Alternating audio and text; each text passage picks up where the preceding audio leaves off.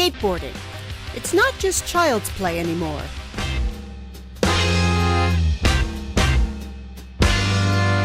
It's come a long way from its early days as so-called sidewalk surfing in the 1970s. Now, there are an estimated 25 million skateboarders around the world. The average skateboarder spends about $100 a month on the sport. Overall, the wholesale market is worth about $150 million in the US, the world's biggest skateboarding market. Skateboarding may not offer big-name sport companies huge earnings potential, but there's another reason why they've decided to sell the gear, and that's the cool factor. Skateboarding is a lifestyle sport. To look the part, you need more than just a board. You also need the shirts, trainers, and hats. So as the sport becomes more popular, more money is at stake. The world's leading sportswear companies, Nike and Adidas, are aware of that potential. They're both hustling skateboarding lines. They're no longer sports brands, they're into the lifestyle and fashion brands, and that's a real problem because they have to maintain a freshness, and to reinvigorate a brand associating with the street cred niche sport like skateboarding is one very easy way of doing that. Nike partnered with Blueprint Skateboards, an established name in the business, to unveil its new skate shoe. But it wasn't your average product launch. To gain traction in a sport like skateboarding, you have to play the game.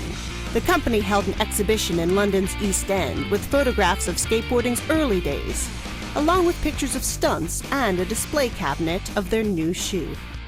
Nike were keen to produce collaboration shoes with a European flavour, so they approached Blueprint to actually help them design a shoe which would show more of a European flavour.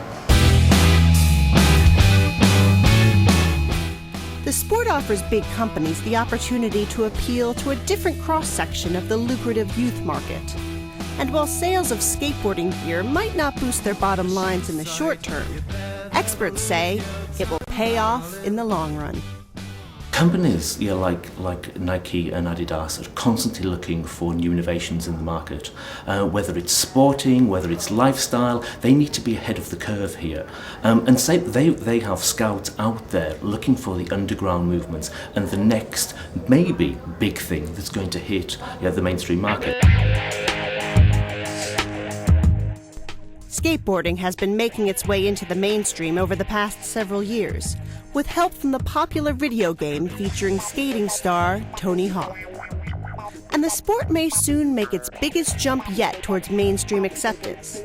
Skateboarding could be on the launch ramp towards the Olympics. Only the highest level skateboarders will be able to compete in the 2012 Games in London, not the ones you might find in your average skating park.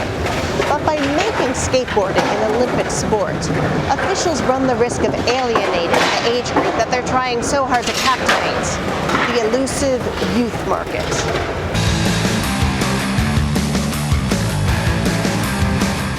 The International Cycling Union is set to adopt skateboarding, then submit it to the International Olympic Committee for the 2012 Games.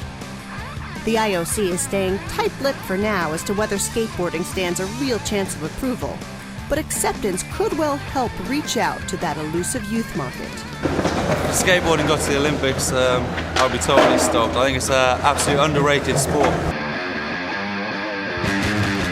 While there isn't a consensus yet as to whether an Olympic showcase would be good or bad for the sport, most agree that whatever the outcome, skateboarding isn't what it used to be.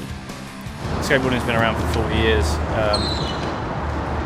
and evolved to what it is without the inclusion of a competition which happens every 4 years.